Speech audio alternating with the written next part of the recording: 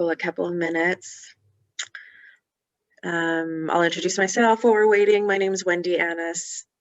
I work at the library. I have been working with Kenneth for a couple years doing mental health awareness classes and now this relationships class. And we are so lucky and grateful to have Kenneth teaching classes for us at the library. If you have been to the previous Better Together classes, they've all been really great, but don't worry if you haven't been to the previous ones, pick it up right now today. He always has new stuff to talk about. He may refer back to things we've learned before, but you'll pick up on it fast, and great stuff to learn. So yeah, we're so glad everybody's joining us tonight. And if you have questions, actually I should go ahead right now. Kenneth, do you want to put your email in the chat? Sure. While I'm yammering, Kenneth will put his email address in the chat. You can send it to my email or through the Eventbrite or at the library. There are lots of ways to get questions submitted. There's a Google form that's on the Eventbrite listing as well that we can check pretty regularly. So lots of ways if you have questions that don't get addressed, or if you have questions that you would prefer not to say out loud, or you know, whatever, then you are welcome to email Kenneth or me or fill out the Google form that's linked on the Eventbrite. If you have questions that you would like to have addressed in future classes, you're welcome to unmute yourselves tonight. If you have questions that you want to ask while we're talking, you can unmute yourself and ask that question, or put it in the chat and we'll notice it and make sure Kenneth sees it in the chat. What else, Kenneth? What am I forgetting? Anything? Class in 2 weeks. Oh, you mean like the AF Aware class? Yes. So I will give you the date for that right now. It is, so that next AF Aware class is on is Faith Crisis.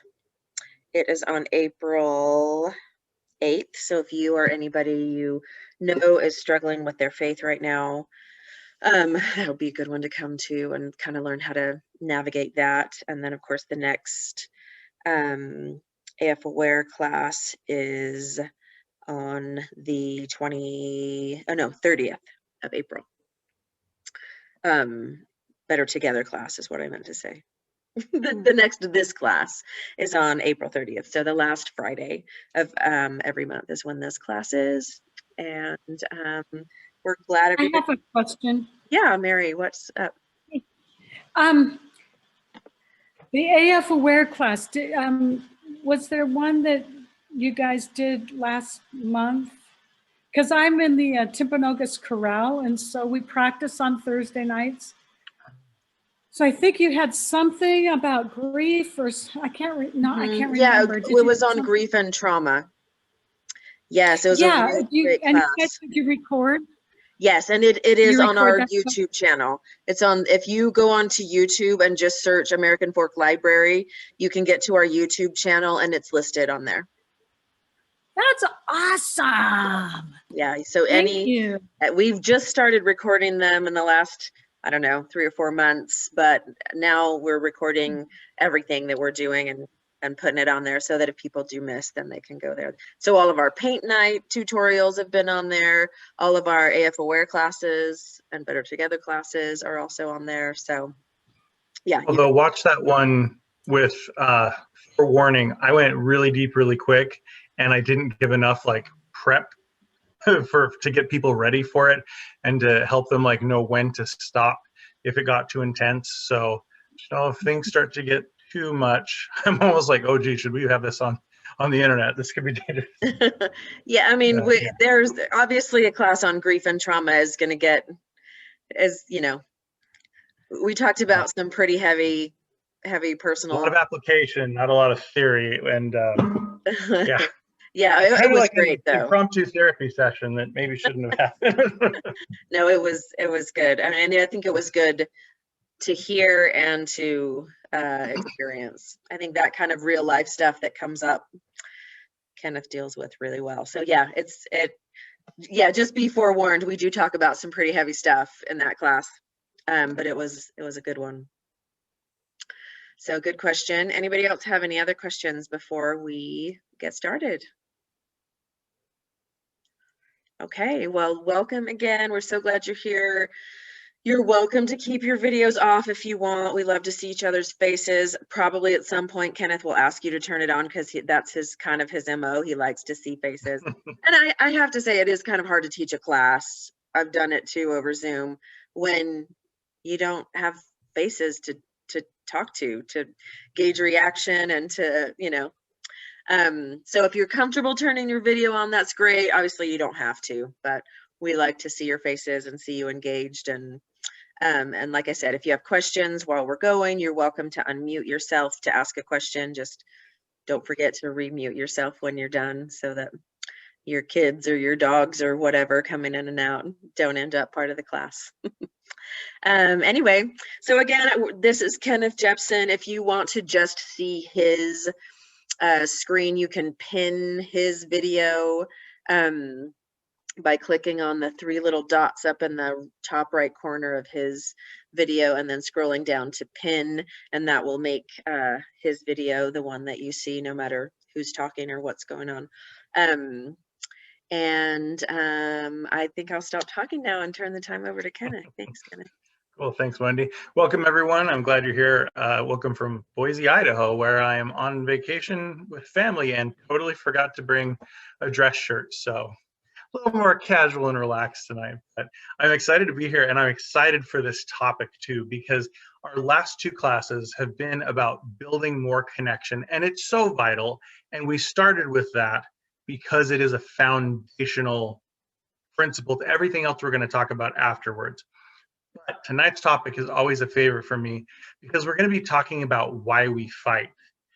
And I love explaining this to people. I love people understanding why they fight because we're fighting and we don't really know why. Quite honestly, we are just responding to instincts and we're going through these motions. And when people understand why they're fighting, it gives them the ability to kind of like pull back and stop and go, oh, wait a minute, what should we do instead? So this is fun stuff for me. I really like it. And tonight, what you're going to learn is that when things are happening in a fight, what you think is happening is not actually the thing that's happening. What you think and what's really going on are not the same thing. And realizing that will expand your mind and open your view, seeing humans in a totally new way. You'll realize like you've kind of been duped, like a magician's sleight of hand, like been focused over here when the real story is over there. And the ability it will give you to connect with other people is tremendous. And whether it's a relationship like with your spouse or with your kids, so nice to know what the kids are going through, to really know like why they're doing what they're doing. Understand the emotions and what they really mean. Like a lot of times you see a kid being disrespectful and we think, I've seen a lot of parents say this to me, like, my kid's disrespectful. I don't want him to grow up and turn into some kind of jerk that can't get a job that nobody's gonna want to be around. They're disrespectful. This is the problem. And I'm like, no, it's not about disrespect. Disrespect is something that we come in the situation with afterwards and we're looking at it and it's this grand abstraction, like I'm looking at this behavior, it's throwing a tantrum, that's disrespect. Well, like from a certain point of view, it's kind of like literary analysis where you read a book and you read it through one lens. Like maybe you read it through a feminist lens to do a feminist critique or a Marxist critique, and it's just one of the lenses that you can see things through. And when parents understand that it's not about the disrespect, that the kids are just acting out of needs and out of emotions that need to be channeled and controlled, it changes everything because suddenly you're not so frustrated with it. It's not about them bucking authority or anything. So understanding why people do what they do on the emotional side of things is just like a key that unlocks the universe, in my opinion. So tonight, we're also going to go over the top negative patterns. We've been going through so far positive patterns that you should start doing more of in your relationship. And tonight, we're going over what the big negative ones are that we see most often that cause the most problem for people. So, so far, if you haven't been here, and even if you were last year, last week, or last month and the month before, it's probably good to do a recap. I want these things to just like settle in your mind and be so second nature that you can't possibly forget them even if you tried. So we first of all started talking about the patterns, the ratio of positivity to negativity, positive interactions versus negative interactions, time spent in positive emotions, time spent in negative emotions. The magic ratio is 5 to 1. You want to have 5 times the positivity because those negatives are really powerful and they can do a lot of damage. And so simple ways you can increase that ratio is just by smiling at each other. Because when you smile at someone, they feel liked. They feel like, oh, I'm welcome here. Good. I don't have to worry about that at least. And so one of the assignments was to make it a rule that if your partner walks in the room, you smile at them. And that takes some greater awareness than we usually have, because maybe we're sitting at our desk typing on our computer and they walk in the room. We have to pause what we're doing and go. And you can go for the creepy face if you want, or you could be more natural. I prefer the creepy one, but making sure you smile at them is so easy to do, and it provides like such a nice bond of just happy to see you. Feels really good. One of the other assignments was to start sharing appreciation more with each other. Catch things that they're doing and try at least twice a week to let them know verbally, like, hey, you know what? I know you were exhausted last night and you made dinner anyway. Thank you. I know how hard that was for you. I appreciate what you did. It goes a long way. And if you've got it in your calendar, even if it's a reminder on your phone to like remember to share appreciation, the nice thing is it's going to get you into more of a habit where you're just starting to notice things they're doing more. And that's going to create more connection because you have more awareness. The awareness starts everything. And awareness is totally key when it comes to noticing bids. We're all making bids all the time. We want each other's attention, and so we make a bid for it. We might start a conversation, or the example I use all the time is we might be looking at our phone and we go, huh. We're hoping they're going to ask us, what's so funny? That's an invitation to have a conversation. And so if they walk in the room talking to us and we're just like glued to our phone, we might miss the bid. And they'll be like, hey, can you listen to me? Like just the other night, this happened. First me and then my wife. She was talking to me and I was like, mm-hmm. And she's like, are you listening? I'm like, yeah.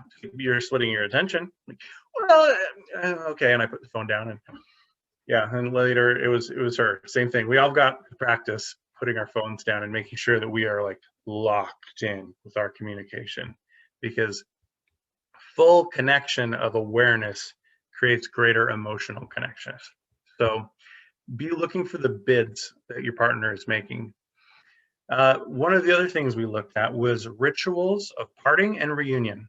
Anytime one of you is leaving the house, if you have some kind of a daily schedule where somebody's going to work, you want to have just a quick ritual of like, hey, what are you doing today? And it's probably going to be the same, when they're going to be home from work. But it's nice if you know something about each other's day and you have that moment to kiss and hug and we'll see you later. And then same thing, when they come home, you immediately find each other. You're like, hey, how was your day? You doing okay? Okay. And then you move on. That way you're making sure you just have this ritual of daily contact. Because if we don't schedule it, if we don't make it a priority, we usually just try to squeeze it in with the time that's left over, and there's just never enough. We also talked about how love is visibility. Love is feeling like your partner sees you. And love, therefore, then is making your partner feel seen, making sure that you're highlighting the things that they care most about in themselves and showing that you see it too. That if they're struggling with something, you're calling it out and going, hey, I know that was rough and you did a really good job. It's like, oh, they noticed. Wow. That creates a deep and powerful feeling of love and connection. We also talked a little bit about how there's some intimacy killers out there that can break our emotional bond and thus our sexual bond as well. And that happens when there's a difference in power. If there's a power differential where maybe somebody's the leader of the marriage instead of being an equal partnership. And there's so many unspoken, untalked about expectations that go into a marriage. And in America, it's mostly like man does the yard work and pays the bills and woman does everything in the house. And if you haven't talked about that, there's a chance that maybe one or both of you aren't actually cool with that split, because it can be a little skewed sometimes. Understanding how that can impact us is really important, and it's good to have those conversations and say, hey, is our relationship fair? Am I letting you do too much? That could really help to open things up when you make sure that you feel fair that way. We also went over the different levels of emotional intimacy that we can connect on. We can be up shallowly talking to someone on the level of cliche or facts. We start to get a little deeper with opinions, and then we start to share hopes and dreams and then feelings. And then underneath that, we have fears and failures and weaknesses. And finally, at the bottom, the scariest thing to share with somebody is our needs. If we share a need with somebody, especially our spouse, and they don't help us meet it, and we feel like, oh, they don't care about me. And so we learned that there can be some walls that we have inside with other people because we don't want to share any deeper because we're afraid of getting hurt. And so if there's a wall in your relationship, if you feel like there's something we don't talk about, or if you're just feeling like we don't really talk much, or we talk a lot, but we don't talk about anything that feels connection-y, then that's where to start looking. Look for those blocks that we have that can stop us from sharing with others and with ourselves.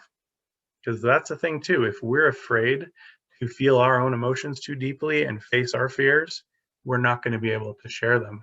And thus we won't be able to connect on that deeper level. And when a marriage is lacking emotional intimacy, it's usually because we're not talking enough about the emotions and about the needs and all those deeper things.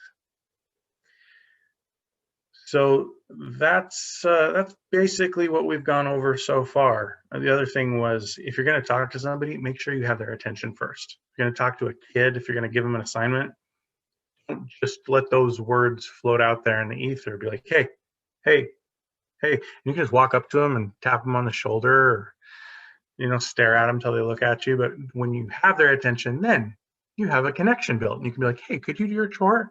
And then you got them, because if they don't look at you and you ask your teenager to do chores, then they can say, oh, I didn't hear you say it. But if you've got the eye contact, they can't wiggle out of that. So very helpful there. I'm interested to hear from you, though.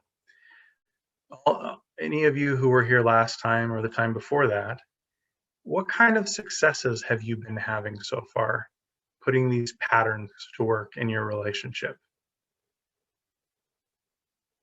And please, as you're thinking of sharing, when you think of the thing that was a success, and then your brain goes, that's not big enough, that's not important enough to share, tell your brain to shut up and sit in a corner and share anyway. Because if we don't focus on the little things, if we don't count them and rejoice in them, I promise you, we won't notice the big things.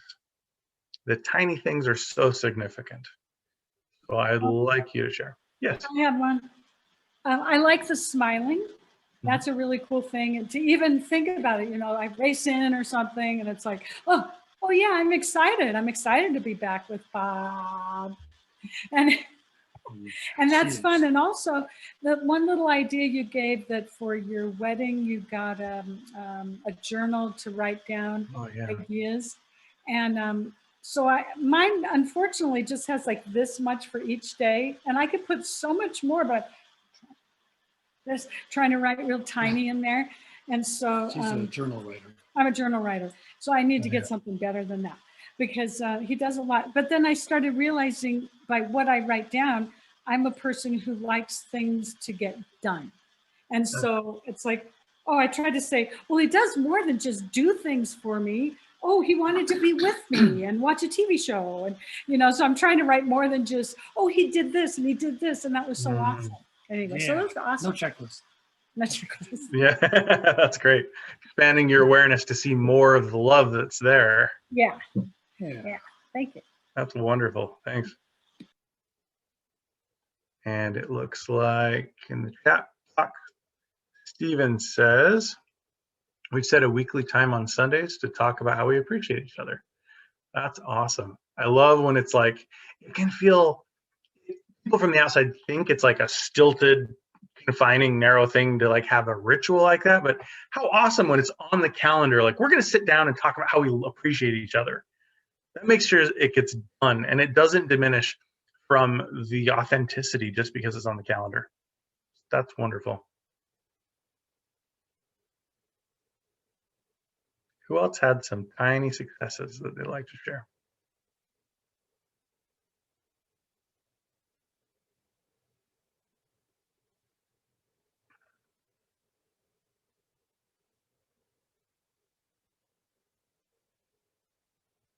One of the things Mary mentioned was having a gratitude journal.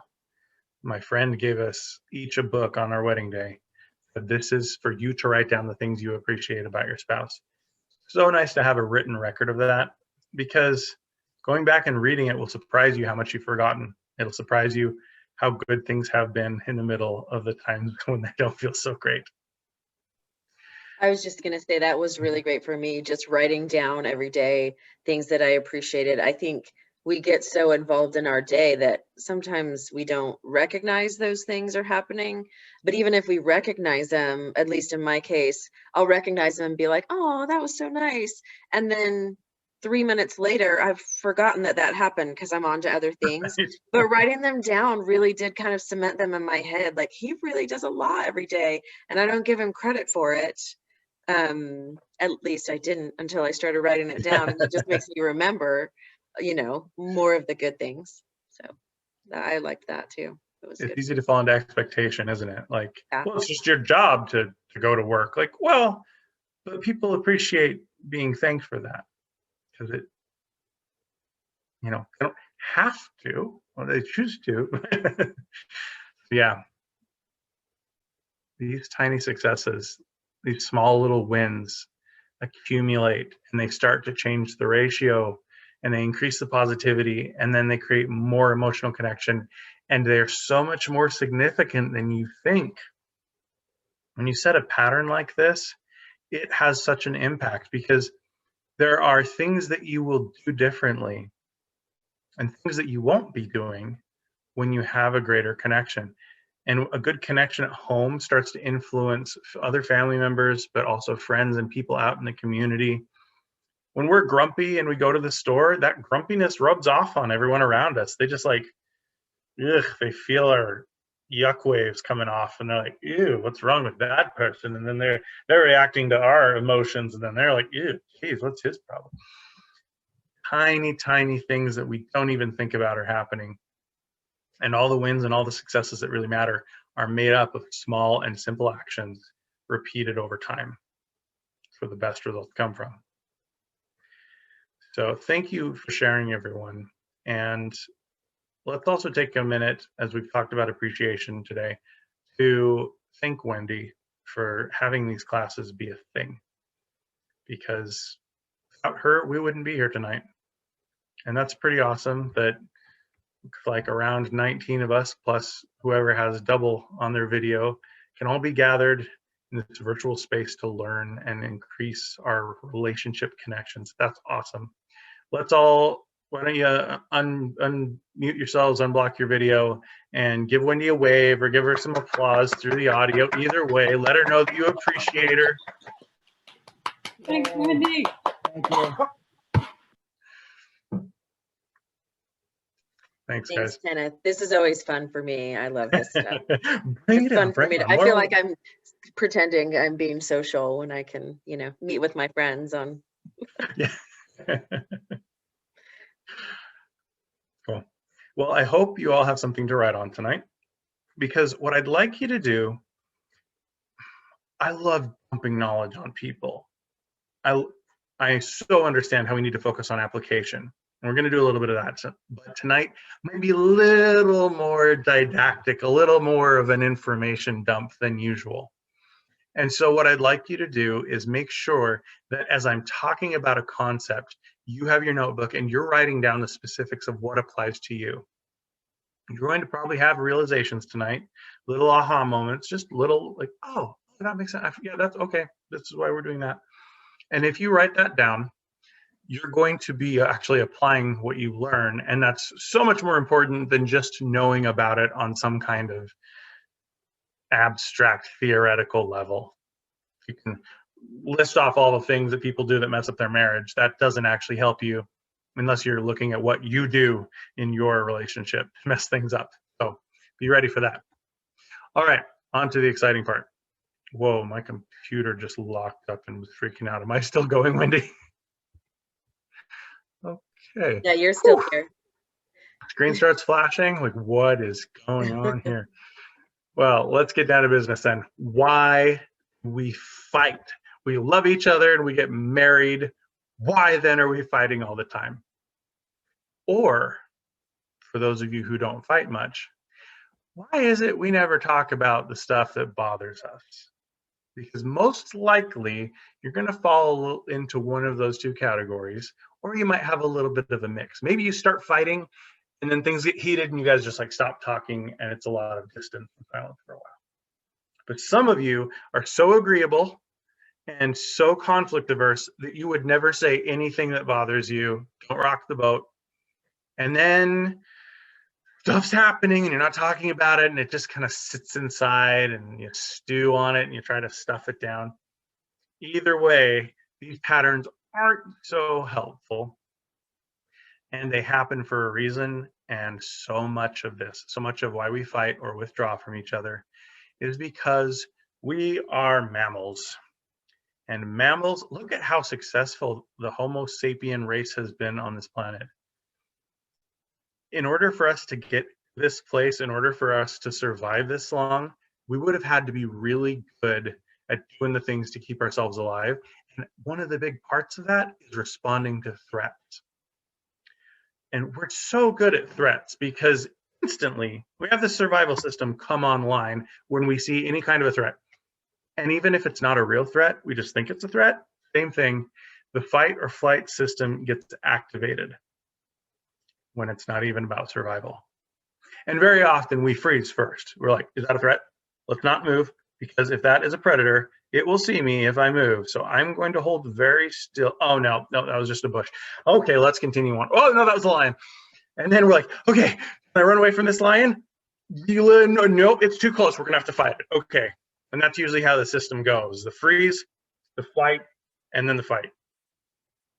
And there's a fourth one, but we're a little too deep for us tonight to talk about that one. But we have this system that functions automatically. It's in the deeper part of our brain, back in the back, called the amygdala, and it's like the threat response center, or at least that's a big part of your brain that does this work. Always looking for threats, always scanning the environment for anything that could go wrong. And so when we have something go wrong in our relationship, this system activates. And the crazy thing is, it causes like this whole cascade of physical changes through our body where it prepares us to survive.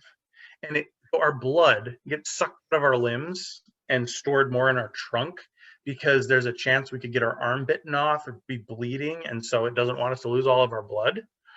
Our bodies will also shut down digestion and reproductive systems because that's not important when you're running for your life. And of course, like you get ready to fight, you got the adrenaline there and your eyes are dilating to like see more of what's going on. And importantly, all of the parts of your brain, all the fancy parts that let us do things like calculus and control our emotions, those turn off because the brain uses an incredible amount of energy. And so in the fight or flight mode, we've reverted. We're like just caveman mode. Fight, run, fight, run. And this is why, if you guys have ever gotten in a fight, you know that when it gets to a certain point, when it gets elevated, it's just ugly and nothing good has ever come from it. Your brain is actually off. Frontal lobes are offline. So the way that we fight, like I said, is usually the two main things that we do after a freeze. There's fight and flight. So we will either attack or we will retreat. And for us, we have some more sophisticated methods, seemingly sophisticated methods of attack other than physical. And I want to give you a couple of the top ones that you'll probably notice in yourself. And so be looking like, which ones are me? Which ones are my problems here? One of the first things we do to attack another person is to criticize them. Now, stereotypically, or at least by the numbers, by the research, women are more likely to be struggling with criticism than men, but there's still a proportion of men that really struggle with this too.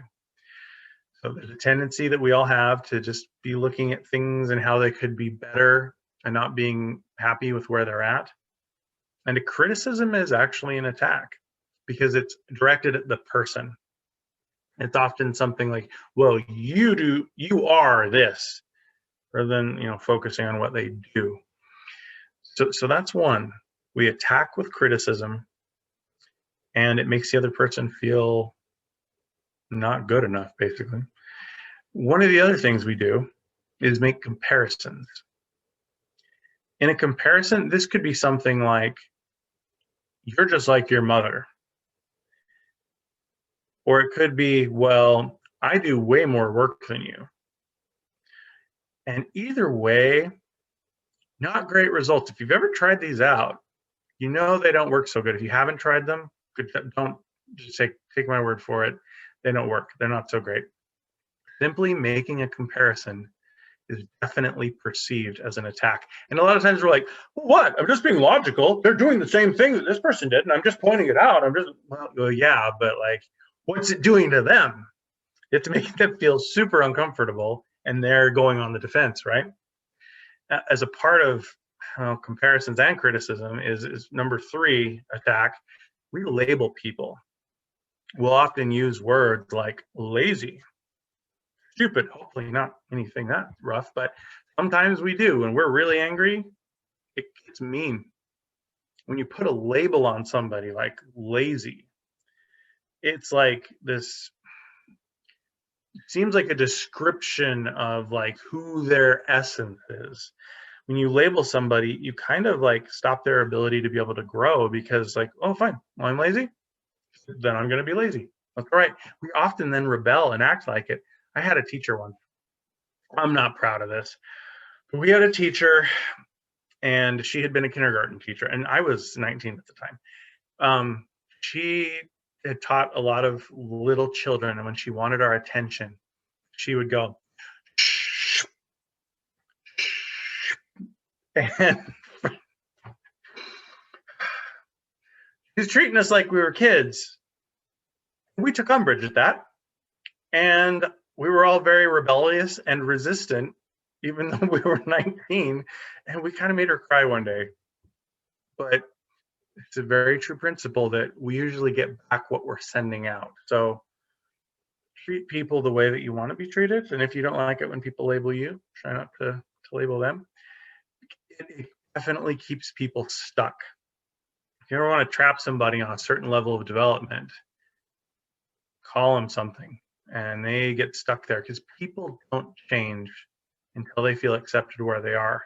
And I know that it can seem very paradoxical, but people don't change until they're accepted where they're at. And sometimes we struggle to accept ourselves, and we think to ourselves, well, if I let go of this mean voice in my head that says I'm not enough, I just won't grow. I'll be stuck here forever. And it's not okay for me to be stuck here forever. I have to hold on to this. But oh my gosh, that is such a trap, because the actual opposite is true. If you want to change, and if you want to help someone else change, love them where they're at, because then they will go like, oh, you know what? I could do better here. People don't have the energy to worry about change and doing anything differently when they don't feel loved and accepted where they are. That takes up way too much of our brain power. So another way we can attack is basically the counterattack, or the riposte, if you're fencing. A counterattack is when someone brings something up and you just hit immediately back. Well, oh yeah, well you, as we were driving to Boise yesterday, my wife and I had a little fight about why we were so late. I forgot my coat, but she forgot to fill up the car with gas. Like, yeah, both of them helped us to be late. And neither of them really, did anything or change the point for us to point that out to each other. If you have this instinctive reaction to be defensive and hit back with a counterattack, then everyone's attacking all around. And one of the problems with that is it just shifts the responsibility, and you're not focused on, well, what do we do now? How do we move forward? How do we learn? It's just like, well, somebody's got to hold the blame for this, so I don't want to do it, you hold on to it. But oh my gosh, blame is so useless. Like I said, with change, you guys, if you are ever frustrated that you're not growing, if you ever feel stuck or stagnant, stop blaming. Let go of it. Accept where you are. It's the only thing that's going to let you move on. Okay, off my soapbox. So the next thing we can do, I've decided to group a couple of these together under the umbrella of fighting dirty. This is when the attacks are really just, ooh, they get bad. Name calling is one of the first ones. Similar to labeling. Sometimes it is just the same as labeling, but sometimes it can be just a really devastating blow to somebody. We can do eye rolling. I know that when we get frustrated, we always, we want to roll our eyes, but it conveys a sense of contempt. It makes the other person feel just like less than, hated, actually. So that's a hard one. Sarcasm is another dangerous one. That's a dirty way to fight because it also just conveys so much scorn. And fun fact, the word sarcasm in Greek originally comes from a word that means to tear the flesh. And so when we're sarcastic with people, we are metaphorically ripping their flesh off. It's mean. Another way to fight dirty is to use imitation. Years ago, I listened to Glenn Beck, and he would imitate his wife. I just think that is so nice. And I thought it was hilarious, but I sat there thinking, like, is his wife listening? How are they still married? This is not going to work. This is not going to be good. Very entertaining, but not good for your marriage. And if you don't have a nationally syndicated radio show, maybe you should just forget about it. Actually, he stopped. It was funny. Like a couple of months after I was hearing him do this, he stopped doing that, and I thought, oh, he's probably had some talks with his wife on this. That's fun. So all of those things we've talked about are ways that we attack. Now, what about retreat? Well, they're not so different. We sometimes actually run away from each other. Withdrawal itself is how we retreat. And sometimes in the withdrawal, we decide to give them the silent treatment. We're not going to talk to them. Now, there's a difference between not talking to someone when things are still hot and then punishing them later with silent treatment. So keep that in mind. Sometimes it's important to take a step back. But anyway, we'll get to that. Now, sometimes when we can't physically withdraw from each other, we will emotionally withdraw. And this is the thing that men typically struggle with the most.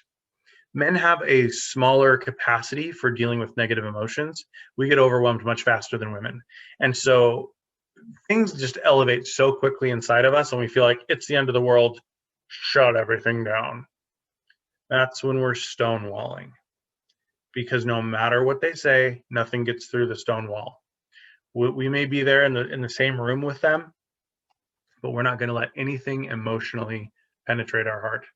That can be very scary for the person who is probably criticizing because they're trying to elicit a response. And if you show your spouse no response, like getting angry and snapping back at least shows like, I care and I'm engaged. But when you just don't do anything, it can be really terrifying because that feels like an emotional abandonment. And so very often with the genders, we have women pursuing, often criticizing, and men withdrawing, running away from that with stonewalling. And we think like, oh, well, it's the woman's fault. If she'd just stopped criticizing, we wouldn't have this problem. But men are often keeping their distance emotionally a lot of the time by default anyway. And so the woman's out there like, you're not close to me. I need to be closer to you. And very often, unfortunately, we use the wrong kind of bait, and we we pursue with anger. Hey, this is wrong, and we need to be closer. What's wrong with you? And then look at me when I'm yelling at you. And the men just run away more. So this isn't just A causes B. This is A leads to B, and B leads to A, and it's a cycle, and it doesn't stop. So there are like passive ways of being aggressive that we might not even realize we're doing, honestly. And if your spouse struggles with stonewalling, I can guarantee they're not trying to be spiteful here. They're just going into shutdown mode. And unless we take a lot of awareness and effort to like wake ourselves up in the morning and prepare for the day and to prepare for problems with the relationship, we're going to naturally do that because our instincts just say, oh, that's scary, run away from it. Immediately we just shut down. Because if my wife's angry, if I see the angry face, I'm like, oh, it's scary, run. And I just keep my distance and pull away. And then she feels the distance and she's like, what's going on? Why is he pulling away from me? This is scary. And then she runs after me. So when it's happening, like I said, this is all just because we're mammals and we have a fight or flight system. It's the reason for all of these things. And whatever story we tell ourselves about why the other person's saying what they're saying or doing what they're doing is not going to be accurate or complete unless we keep this in mind. So important to know. So what happens when we start using these attacks or these retreats? Now, I've given you a list. I've kind of broken them down and given you more specifics so you can know what to look for. But if you want the general overview, if this is easy for you to remember, I'm going to give you the 4 horsemen of the marriage apocalypse, according to John Gottman, who is a researcher who found that these are the problems. These are the negative patterns that ruin relationships. And he could have you sit in his office and watch you talk to each other for 3 minutes. And he would be able to tell you with 97% accuracy whether you would be together in a couple of years. So this stuff is legit. These negative patterns are destructive and hurtful. But don't freak out if you have them in your marriage, because we all do. What's important is not that they're completely removed, but that the ratio is 5-to-1. So here are the horsemen in order. Criticism, as we mentioned. And what happens when you criticize somebody? They get defensive. So that's a natural jump there. The defensiveness is often the counterattacks or all those kind of, there's lots of ways we can do that. Finally, things are like heating up. Maybe you're going back and forth, arguing with each other, and then we get to contempt, which that has the scorn, the eye rolling, the name calling, the labeling can be very toxic. And this is the most dangerous of the horsemen, because contempt is hate. And it just melts love. It's sulfuric acid, and love is something that reacts to acid. A tooth, right? You got your Coca-Cola in your teeth, and you do not want contempt in your relationship. And the last one is what happens when we get to the end and we shut down. That's the stonewalling. Like I said, more often the men, but sometimes women too. So criticism, defensiveness, contempt, and stonewalling. Those are the big 4. And what I've given you as examples are kind of subcategories of those, so you can know more specifically what you need to be looking for. Because sometimes just hearing that criticism, like, well, I don't criticize, but maybe you've been making comparisons and you don't know. So that's really important to know. So what happens when any of these horsemen come into our life? Well, our fight or flight system turns on, and we will go to what we typically do best. Maybe we're better at running, maybe we're better at fighting. It's your own particular thing. But you're going to get defensive. And so if a person leads with defensiveness, they're going to get the defensiveness back. Whatever you're sending out is going to come back to you here. And then once you're defensive with a person and you're not feeling safe with them, if you don't resolve the issue that caused it, if you just kind of move on and try to pave over it, basically what happens is you kind of put up a wall. And you say like, okay, I don't trust you. And they're probably feeling the same way. They got their own wall. And this is how wedges form. Let me draw you a little picture with my expert stickman abilities. Oh, okay, nope, that is not. Wow. Okay, not locked up. Again, my computer keeps locking up. It's there now. Like I can see the whiteboard. Wow. Okay, this is terrifying. Yep, it's just flashing my screen on and off. So,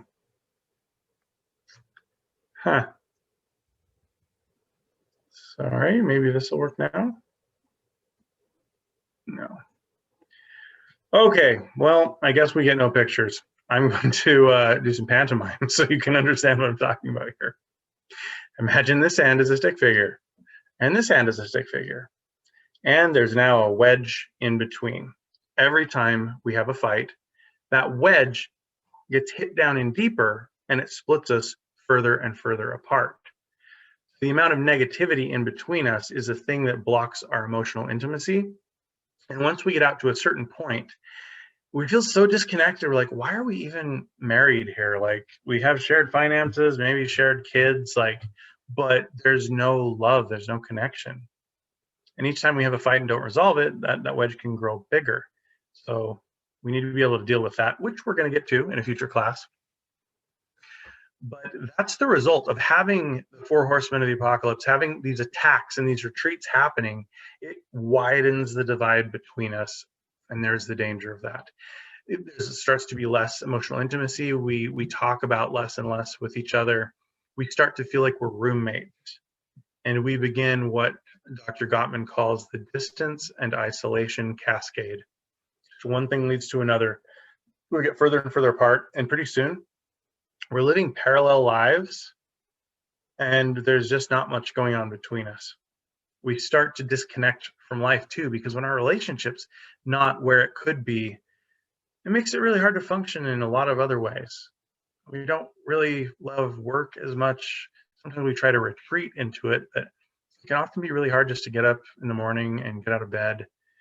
We pour ourselves into hobbies to distract ourselves. We don't feel very ambitious. We sometimes put too much focus on the kids, and then the kids start acting out. I'm like, what's wrong with the kids? Well, they're just getting all this pent-up energy that should be going towards your marriage. It stops our personal progression too. We need, as human beings, to be deeply connected to the people closest to us. And it really makes it hard to move forward personally when we feel that lagging behind.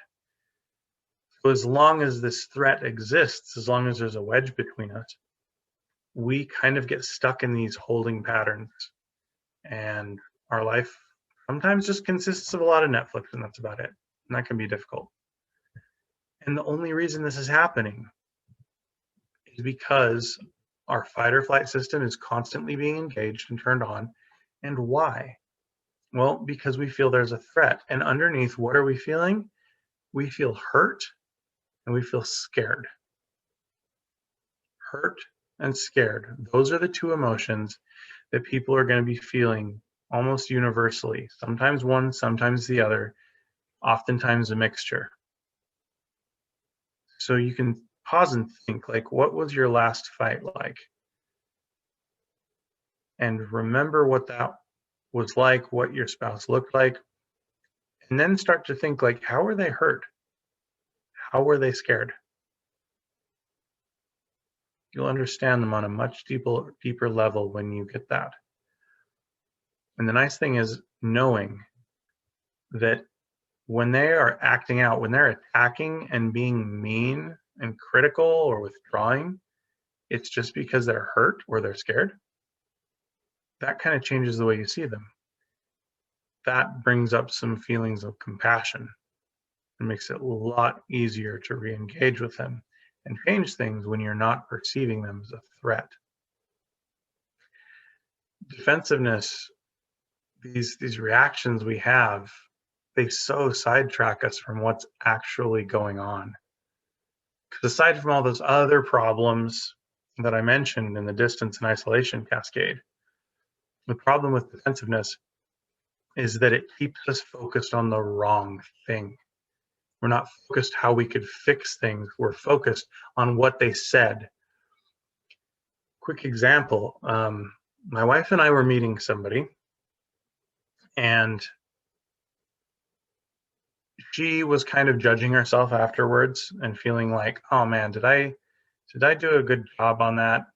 I noticed you kind of interrupted me and shifted the conversation back to them. So was I being selfish? This is what she's like struggling with in her head, right? And we were kind of starting to get into a little bit of a fight because of it. She's like, do you think I'm selfish? And if I look at that question on the surface, do you think I'm selfish?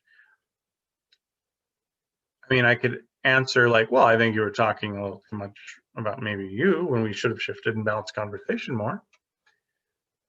But if I answer the question the way it's framed, she's asking it out of a feeling of defensiveness because she's thinking he thinks I'm selfish, and she's asking to confirm it, and she's afraid.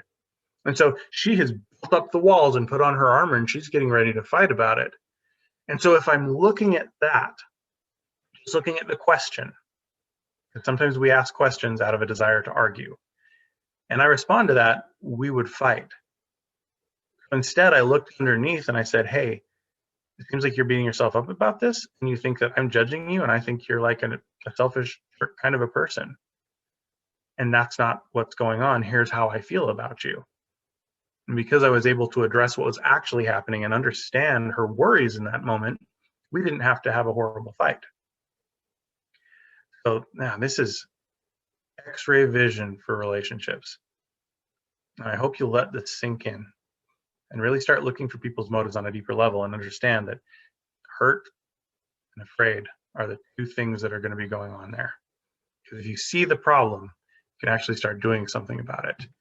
Seeing somebody who's angry is scary. Immediately we start to go, oh, but it's always something deeper. It's like when a dog barks.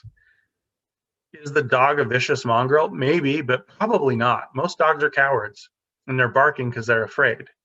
And I probably told this story before, but there was one day I was walking to school, and this dog ran out across the yard barking at me. And I had just learned about this little piece of psychology. And so I knew that, like in the mammal world, eye contact is like a threat and a challenge. So I will widen my eyes as wide as I could go. And I turned towards the dog by full force of my body language, all pointed, all that energy, like pointed at the dog. It wasn't like side, like I'm running from you or I'm a small threat. It was like, I'm going to make myself big and intimidating. And I got down on the dog's level while maintaining my scary size. And I barked like in my throat. The dog just like hit the brakes and just like skidded in the grass, and it flipped around as fast as it could, and it took off so fast. As it flipped around, it smacked its head on one of the poles in the middle of the yard. It was hilarious. The dog's a coward. He's just trying to look tough. And our spouses are trying to look tough too, even though we don't recognize when we're doing that. We do it all the time. Whenever you see an iceberg, you remember, you've heard that like 90% of the iceberg is underneath the water. And it's true. And with emotions, it's the same thing.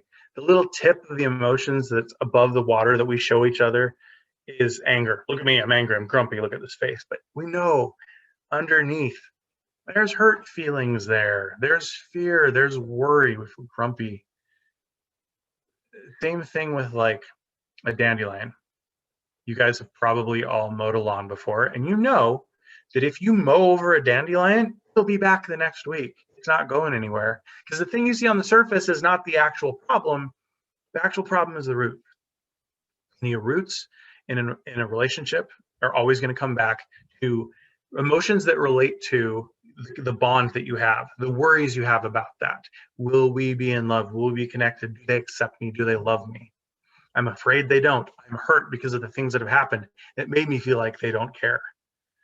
So when you are in any kind of altercation, when you're in any kind of conversation with your spouse, I want you to be asking yourself, what am I seeing here that's defensive? And what are the vulnerable feelings underneath? And that's the way you could see the iceberg analogy or the dandelion analogy. The top, what I see, is defensiveness. If we try to intervene on the level of defensiveness, if they're angry and we're like, hey, why are you so angry? We need to talk about your anger. It's not cool for you to talk to me like that. We're just going to go around in a circle because we're on the wrong level. The problem exists on the deeper level, and that's where you need to go to in order to start fixing it. If a kid's mouthing off to you, you just argue with them about why they're so disrespectful, going to do nothing. But if you go underneath, you're like, hey, I was really disrespectful. What you're saying right now, it's not appropriate. Are you okay? What happened at school today? Sometimes they just, because you're pointing to the actual problem now, rather than just seeing the camouflage, the smoke screen that's put up. So constantly, you want to be looking for what's vulnerable at the bottom levels of vulnerability, defensiveness up top, vulnerability underneath. What's really going on here? What's causing this? What are the roots that are causing this all to grow? You make this one shift and your life changes. And if you do this in yourself, you're going to notice you have defensive stuff pop up automatically. You don't have to try to turn on your fight or flight system. It just does it by itself to keep you alive. And so as you notice yourself wanting to be defensive, here's the general way to change everything. Take what's defensive and turn it into the vulnerable. It's that simple. It's hard to do, takes a lot of practice, years of practice and emotional control, but you look at what you're trying to actually accomplish and then share that vulnerably. We're going to get to some specifics in a minute, so that'll make a little more sense. Like I said, when somebody's defensive, you want to be asking yourself, what's really going on here? What's the hurt and what's the fear about? Because this is related to our relationship. When someone stonewalls you, and I'd like you to write these ones down, I want to tell you basically what the hidden message is behind each of the 4 horsemen. If someone is stonewalling, it means I can't handle this, and so I'm shutting down. I am too overwhelmed to function.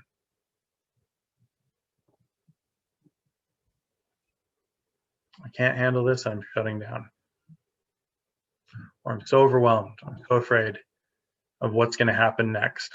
My brain just turned off. And if you notice yourself starting to get close to this, you can just say that. That's how you take the defensive thing and turn it into a vulnerable thing. Like, hey, I'm noticing myself shutting down. I'm really feeling overwhelmed. That's a nice vulnerable way. And that's not going to really provoke any kind of defensiveness in the other person. Okay, criticism. This can often be, pay attention to me. Or it could be, change X so that I can feel Y.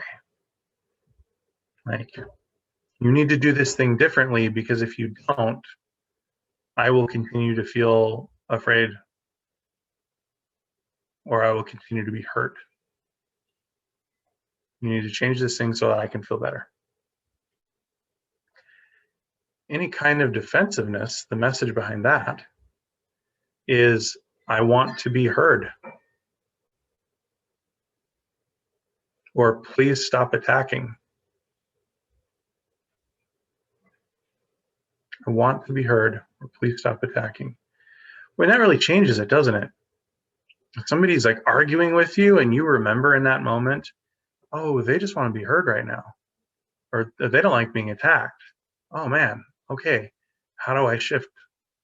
How do I help them with that? That's going to make a huge difference.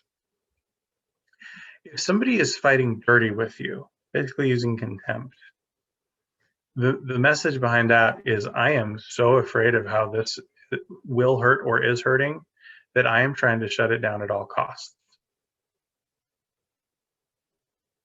I'm so afraid of how this will hurt or is hurting, I am trying to shut it down at all costs. This is why over the years, things can really escalate and we can just hit the nuclear option immediately because we know where it's going to go. We're afraid of it. And so sometimes we will say the most hurtful thing we can think of just to stop the pain. We don't want to feel it again, and so we'll do whatever we have to get away. The desire underneath each one of these is for us to be heard and understood. I'd like you to write that down. Here's the question constantly on everyone's mind. Do you understand me? And do you care? Do you understand me? And do you care? Such a simple statement, but it took me years of study and a master's degree to really be able to take all the truths I was learning about relationships and distill them down into that one phrase. I'm just giving you the bumper sticker version, but that is so deep, and I would invite you to really ponder that one. Everyone is constantly wondering whether they are understood and whether they're cared about. And if you make it your goal to make everyone around you feel understood and cared about, wow, you're going to be creating some powerful unity. So the heart, when we get attacked, says, ouch. And the brain jumps in with like guard dog mode of like, I'm going to mess you up. It's like, love me or I'll kill you. We're just trying to protect ourselves. This comes down to this heart versus brain is like our higher self versus our lower self. It's, you could say, our soul or our spirit versus our body.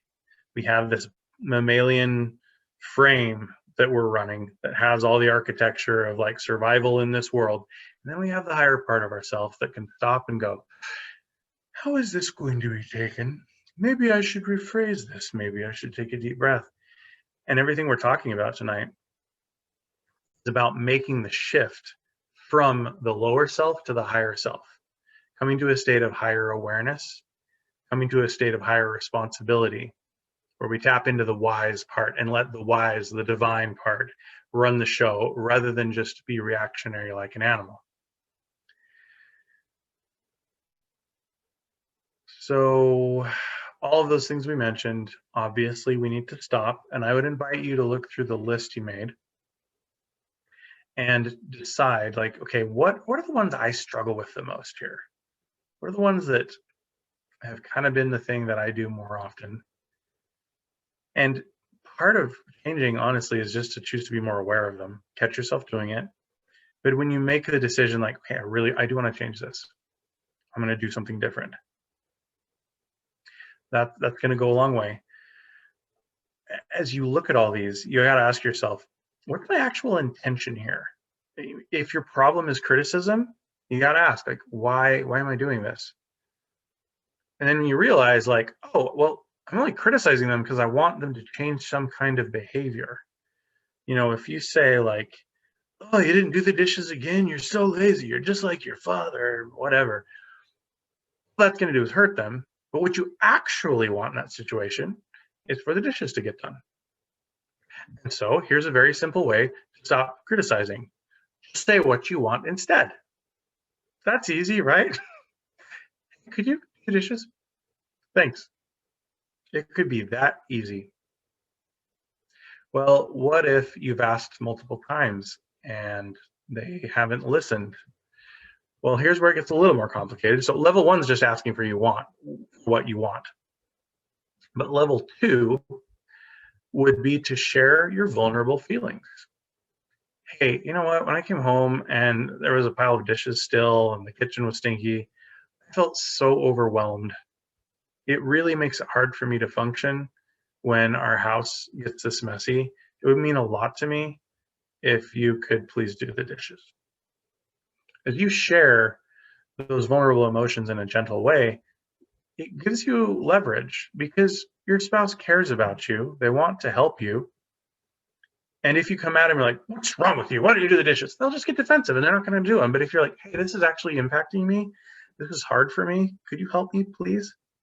That sort of meek and gentle and vulnerable way is like, I need your help. And if people need your help, we're usually like, oh, sure, I can help you. And you tap into this, the wiser, higher part of them that has compassion and empathy and goes, oh no, they're hurting. I need to help this other person. What you want to do at all costs is not engage the lower part, not engage the animalistic reactionary response. This is what this all boils down to. It's all about sharing vulnerable feelings gently instead of sharing defensive feelings aggressively. If I had a billboard and I could only put one thing on it, and it was the only thing I could ever teach anybody for the rest of my life, it would say that. Share your vulnerable feelings gently rather than sharing your defensive feelings aggressively. I think I said the same thing twice. I hope I did. Something to that effect. That will change everything. If you want to shift your ratio of positivity to negativity, if you want to like totally cut down on the negative, shift over to vulnerable. It's scary though. It's scary to like come out with your guard dropped, because you know if you drop your guard, they can sucker punch you. But that's the risk inherent in every relationship with emotional closeness. So you can share things like, I feel sad, I feel stressed, I feel disappointed. That can be hard if it's disappointment in them. That can bring out a lot of shame. And we're going to talk in future classes about how to deal with that. But those are the useful ones. Like, I feel scared, I feel stressed, I feel overwhelmed, I feel sad. When you share, like, I feel angry, it may be true. It may be true, but remember, it's just the tip of the iceberg. And sharing, I feel angry, not very productive, and it's more likely to make them feel unsafe. Vulnerability, again, provokes a compassionate response usually, and defensiveness just brings on more defensiveness. So what do you do when your partner comes at you with the criticism? How do you respond to that? We're going to talk way more about that in a future class. We don't have time tonight. But today is more about the first step in just managing yourself and not responding to them. Because if you alone, if you are the only one that changes anything here, and if you decide to get rid of the 4 horsemen of the apocalypse and start sharing vulnerably, you will see such an incredible change in your relationship overnight. Things will start to turn around. Because if you're not starting the fight, magic. I'm telling you guys, when I got married, I had a very unfair advantage because I had just graduated from, a master's degree in marriage and family therapy, and I knew what worked. And I was also older, and I'd had more time to practice this kind of stuff. And my wife is 7 years younger than me, and she did not have the advantage of the stable childhood I did. And so she struggled more with the 4 horsemen. And just me not initiating fights, that did tremendous things. Now, it also definitely helped that I knew how to help her with that and respond. And I've already told you in general what you need to do. If you notice them being defensive, if you notice them coming from that lower part, you need to go to the root level and talk about what the actual problem is. We're going to talk about how to do that more in depth in a future class. But we're going to also go over what you can do when things start to get too heated, because sometimes we just don't have the energy to be vulnerable, and we want to be defensive. And when we feel, that rising up and coming out, before it does, we need to stop and take a break. Now, breaks are super important, but they have to be done the right way, or they make the other person feel freaked out. Because if you just walk away in the middle of a fight, they feel totally abandoned. And so it has to be more of a formal thing. We have to say, excuse me, I'm starting to feel a little overwhelmed and I could benefit from a little bit of a break. Could we reconvene in 20 minutes? Or if that's too wordy, you can just have a safe word. You can just call it like rutabaga, and that means 20 minutes automatic timeout. And you need to make sure those timeouts are a minimum of 20 minutes, because that's how long it takes your body to shift over from like fight or flight, relaxed, and have your brain turn back on. And if you spend those 20 minutes fuming, you're take another 20. You have to do something relaxing in that time. The break has to be the mental break from the emotions as well. So to initiate the break, like I said, you want to have like a predetermined time limit. It's sometimes hard to be like, what time should we talk about this again? Maybe you just say 20 minutes, time out. It would be more helpful though if you started with vulnerable emotions. Hey, I'm feeling super overwhelmed and I'm starting to get really heated. I need a break. Let's meet back here in 20 minutes. what you want to be doing during those 20 minutes is anything that makes you feel relaxed. Distraction can work, but if you could like directly get in there and actually work with the feelings and be like, hey, okay, whew, that was just my natural man, just whew, elevating. That was my mammalian architecture trying to keep me safe. Thank you, brain. Thanks for trying to keep me safe, but actually, they're not a real threat. I know they looked like it, but we're okay. We're fine. This was just a little fight. Everything's going to be fine. We're going to fix this. We're friends. It's all right. They're not my enemy. They just said that because they were hurt and scared. It'll be okay. Keeping these kind of mantras going is going to help you to calm down, but then also do something physical for your body. It might be exercise. It might be a bath. It might be meditation. Whatever's going to work best for you. Soothe the savage beast by doing something and by thinking. I also want to give you a checklist of different things that you can say that will help you in the moment. These are phrases that can help de-escalate things. I'm going to put it in the chat box here, and I believe I gave this to you last time, but if you missed it, there it is again. This is so useful. And you may want to look through this. In the section that says I need to calm down, it could be tell me you love me, or just listen to me right now and try to understand, or I need your support right now. This is important to me. Please listen. I need to finish what I was saying. Under stop action, that one's about like things are getting heated and you know it. Like I'm feeling flooded, number 5, or please stop. Let's agree to disagree. All these things help to de-escalate. And if you'll look through that list and maybe pick 1 or 2 that would work in most of the situations you're usually in with your partner, just have it like memorized in your brain, and then you can spit it out, and that can really help to transition things and slow it down, and maybe be like, I need a break. Let's take 20 minutes. When we don't do this, even sometimes when we do, it can be really tempting to just put a wall up. We don't want to take a break. We don't want to go back to it. We don't want to fix it. We instead would just rather put the wall up and just not talk about it. And sometimes we say like, well, I just need a boundary to keep me safe. But having a permanent boundary that doesn't allow them back in and doesn't allow them to fix things just keeps us at a stuck distance, and it keeps us stagnant. Now, sometimes we do need a temporary boundary until things calm down. As we were fighting in the car on the way to Boise, I said, honey, I'm not going to talk to you right now. You're too upset and nothing good's going to come of this. You're like, well, too bad. You're stuck with me in the car. I just didn't say anything. And about 5 minutes later, she put her hand on my leg. She's like, I'm sorry. I'm like, okay, let's talk again. Temporary boundaries until things de-escalate. What we're talking about here, controlling our own reactions, choosing to be vulnerable rather than defensive, switching over from the lower self to the higher self requires so much responsibility, very high levels of responsibility, because you know what, when we get yelled at, we feel justified in yelling.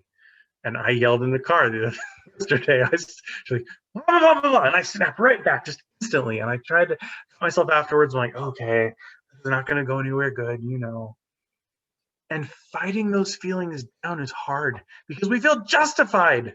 Well, they shouldn't yell at me. They shouldn't get angry just because we only added 2 minutes to the trip for me to get my jacket. This isn't fair. I don't deserve any of this. It doesn't do any good. It just doesn't do any good. And so we have to let go of those desires for revenge and justice and remember what our parents told us, that it doesn't matter who started it. It just matters who ends it.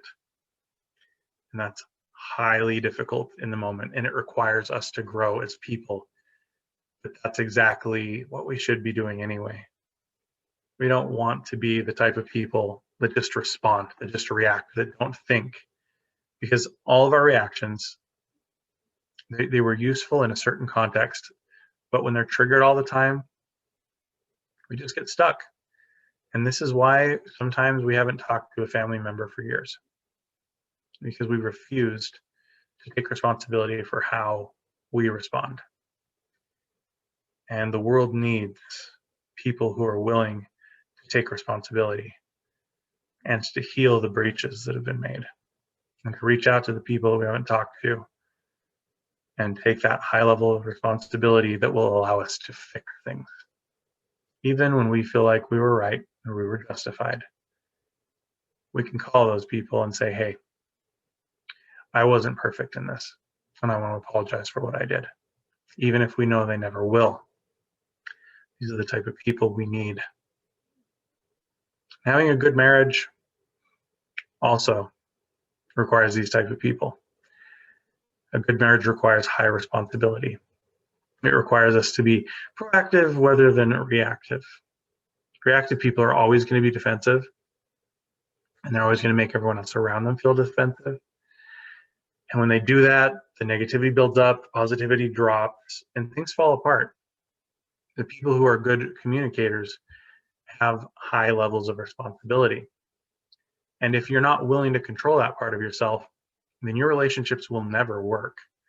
And you really have no business attempting one if you're not willing to take that level of responsibility. Now, if you're willing to try, that's all that's needed.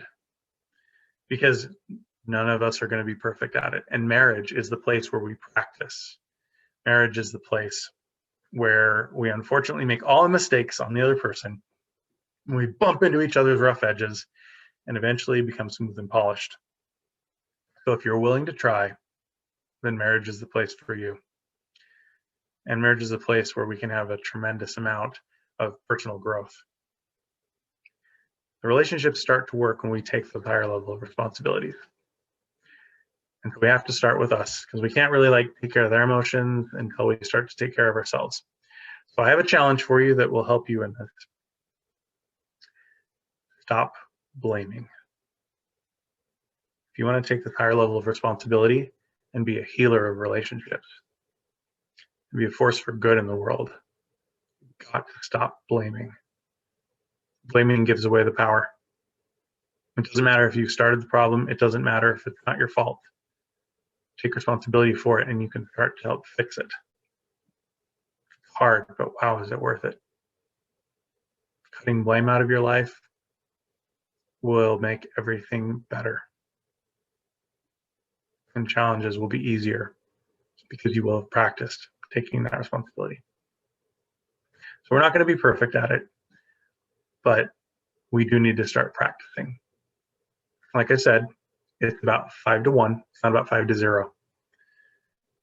Trying is going to be enough. So your homework for this session is to work on taking breaks and work on catching yourself when you're about to say something. And when you're taking your break and you're sitting there writing about it, because that's very useful, you can go, I wanted to say this.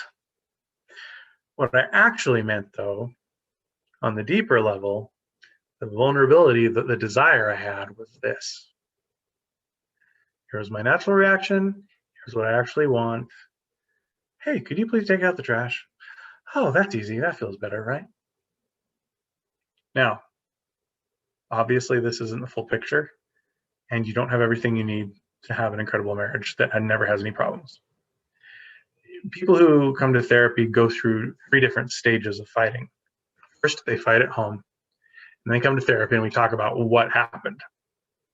And in stage 2, they start to catch themselves fighting at home, and they might be able to kind of stop it, but they still don't really know how to fix everything.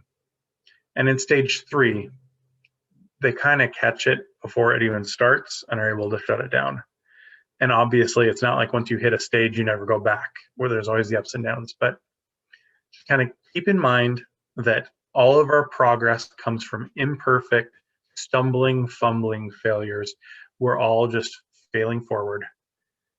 And so don't be frustrated if things don't go perfectly. Just trying matters so much more than I can possibly tell you. I'd also like to give you an assignment which may help us a little bit in the next class. And that's to be looking for the stories that you tell yourself when you're in a fight. It might be something like, they never cared about me. They never loved me. I don't deserve this. Start paying attention to what your mind is telling you during those fights, and you're going to start to learn a lot about what's going on in your inner world. So, working on these simple things, continuing what we talked about in the first classes, will raise the positivity, start bringing the negativity down, and the ratio starts to fix itself. Does anybody have any questions about anything? How can I clarify or make this easier for you?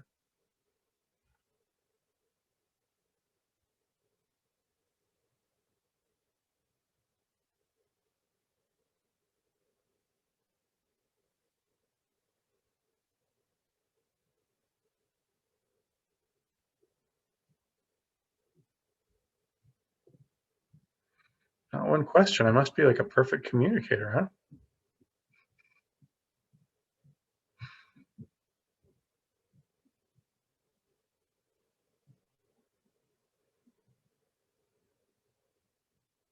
This is your chance for some free therapy.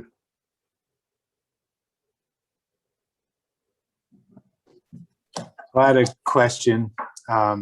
Just thinking about bringing up things from old fights or old arguments or that have happened in the past. Or were you gonna talk about that next time or in the future? No, but I guess I should, huh? So same kind of thing with writing down what you want. When we're bringing up stuff from the past, we're usually trying to prove a point. We're usually trying to show how something has been unfair because we're not feeling heard. And so we will be talking definitely in the future about how to listen. Because man, as simple as it sounds, we're not very good at it. Nobody's very good at listening when they feel unheard themselves. And so we're definitely going to go over that. If you notice somebody bringing up something again and again, it may be good to just go, hey, I notice you mentioned this a lot. What's your desire here? What do you want?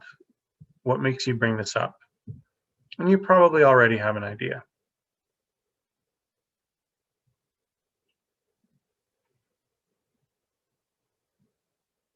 Is that enough? Do you need more there, Matt? No, I think that's good. That makes sense. Yeah, just be looking for the roots. Be looking for like, okay, what's the need they have? What's the fear? What's the hurt? Thank you. Good question. Also, and we could probably add to the list of attacks. Doesn't really work. Does anyone else have any questions? Yeah, I've got a question. Are these, now obviously this whole time we've kind of been talking about arguments that we have with our spouses. Could we even say that these are like, we're potentially vulnerable ourselves to have arguments with ourselves? I know, I'm not sure if I'm the only one that's crazy and has arguments with myself, but maybe before we start fighting with someone else, maybe we fight our own battles. And I'm not even talking about mental health. I'm just talking about, do we criticize ourselves? I could see if someone, and I'll just play the me game for now. If I criticize myself, maybe it's going to be easier for me to criticize someone else. And in this case, my spouse in an argument, or, and let's see, what were the other, defensiveness, right? Or just the other four horsemen, the stonewalling. Maybe I'm not honest with myself, and I shut. Again, this might sound crazy, and you just tell me if I'm the only one. But I could see if someone has a pattern of doing these things on a personal level, it's going to be that much more easy to do that to those around you. Naturally, like you said, that's just part of our makeup. To do that when we observe the threat, but what if we observe the threat being ourselves? What if we're not comfortable in our own skin, or any other situation? I mean, I see you kind of nodding a little bit. Is that, are people more susceptible to difficulties in the relationship, if they have difficulties on the personal level too with these items. If you've stumbled over one of the greatest secrets of the universe. Absolutely how it is. I know so much of what's going on in people's heads by watching how they treat others. It's a mirror image. You can't hold one thing inside and not have it spill out. When we have those little negative voices inside, they're going to be turned on everybody else too.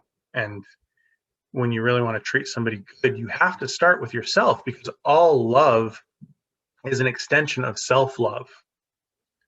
We cannot love others truly until we love ourselves. And I love how it's set up that way. You know, as you think about what Jesus taught, with the first great commandment being love God. The second one is love your neighbor. Okay, how are you supposed to love your neighbor? Well, as yourself. Okay, so there's actually 3 great commandments. After God, it's love yourself, and then you'll know how to love your neighbor. Good insight. Yeah, thank you for all the thoughts. Thank you.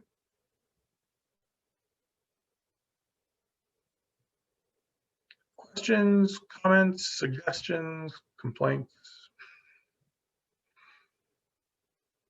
Things you'd like to see me? Go ahaid. I have a question. So, and I don't know how much time you have, but can you just briefly maybe recap contempt? I just don't quite, haven't wrapped my mind around contempt. So just maybe like just your 30-second spiel on contempt. Contempt is hatred. Contempt is scorn. Contempt is, I am better than you and you are beneath me. Contempt is, I don't respect you as a person. And it's most often conveyed through eye rolling, sneering. So these body language things are important, but the words we say, when they can be just absolutely cutting, it's not just like, well, it could just be like just a label. Could be contempt.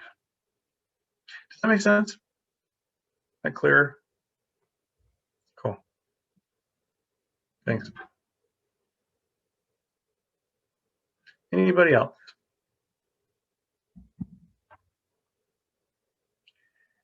And is there anything that you would want to have expanded on, I suppose?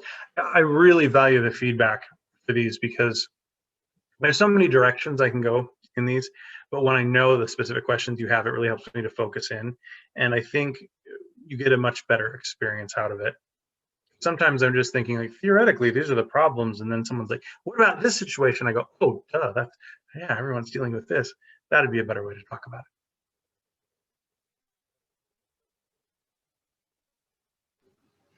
it. Maybe as everyone's thinking of potential answers to your question, I've really appreciated you giving us like a little cheat sheet or a little, obviously you invited us to take notes, and I luckily have done so just for the sake of my brain. But yeah, the little thing you dropped in the chat, or in times past, just little pro tips and the homework assignments. I really appreciated that, just because then it gives us some resources for the future. Cool. Probably make like a summary sheet of the main points here. Thank you. Yeah, actually, no, that you mentioned, that's actually a good point going off that. So more than what I've, appreciated you already doing, true, as we get farther away from some of those first, where we at now, month 3. So yeah, just having that, okay, this is what we've talked about so far. And you did an awesome job. Luckily, we've been to all of them. You did a great job of recapping what we've talked to up until this point. But yeah, awesome. Maybe that kind of bullet point visual would be helpful too. Good idea. Thank you. All right. Any last requests, comments, or questions? All righty then. We'll see you back here in a month then. Or if you want to know about faith crises, we'll see you here in 2 weeks. Thank you for coming. Thanks, everyone.